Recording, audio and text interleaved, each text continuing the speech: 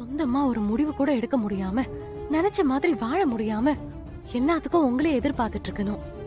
இது ஜெயில் வாழ்க்கையை விட மோசமா இருக்கு. நீ சின்ன பொண்ணு, அதான் உனக்கு புரியல. நீ வெறுப்பா பார்த்தா அப்படிதான் தெரியும். பாசமா பாரு, அதோட அருமை உனக்கு புரியும். நீங்க ஏன் பேச மாட்டீங்க? இந்த வீட்ல நீங்க தான் ராணி, நீங்க வைக்கிறதா சட்டம். அதனால உங்களுக்கு சந்தோஷமா தான் இருக்கும். அப்படி இல்லம்மா, இந்த வீட்ல யாரும் நீ பெரியவ நான் பெரியவங்கன்ற பாகுபாடே இல்ல. வீட்ல முடிவெடுக்கிற பொறுப்ப எல்லாரும் என்கிட்ட கொடுத்திருக்காங்க, இந்த குடும்பத்தோட நல்லதுக்காக. அதே மாதிரி யாரு என்ன சொன்னாலும் நானும் கேட்டுப்பேன், தப்பு இருந்தா திருத்திப்பேன். இதெல்லாம் சொல்ல நல்லாதான் இருக்கும், ஆனா அதை அனுபவிக்கிறவங்களுக்கு தான் அதோட வலி தெரியும்.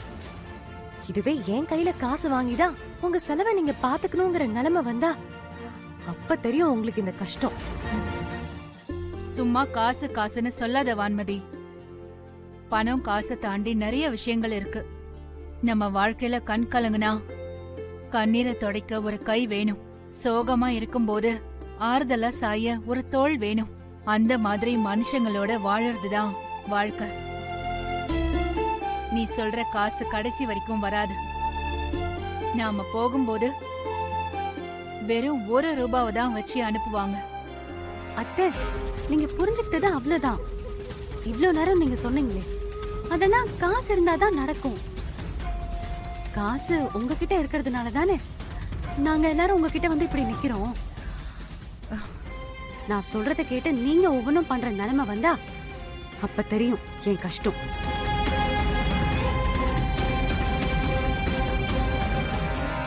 நான் இப்போ உங்களெல்லாம் அதிகாரம் பண்ணிக்கிட்டு அடக்கே ஆள்றேன்னு நீ நினைக்கிறியா?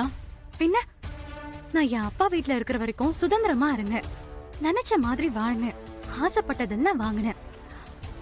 ஆனா இந்த வீட்டுக்கு வந்ததுக்கு அப்புறம் ஒரு சின்ன முடிவு எடுக்கணும்னா கூட உங்களை கேட்கணும்னு சொல்றாங்க. அப்ப அது அதிகாரம் இல்லையா?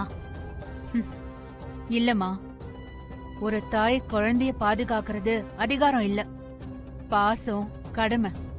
அது உங்களுக்கு. ஆனா எங்களை பொறுத்த வரைக்கும் அது அதிகாரம் தான். உங்ககிட்ட பவர் இருக்குன்னு தானே எல்லாரையும் கண்ட்ரோல் பண்றீங்க. வான்மதி, உனக்கு ஒரு விஷயம் புரியல. பவருங்கிறது பொறுப்போட சேர்ந்து வராது.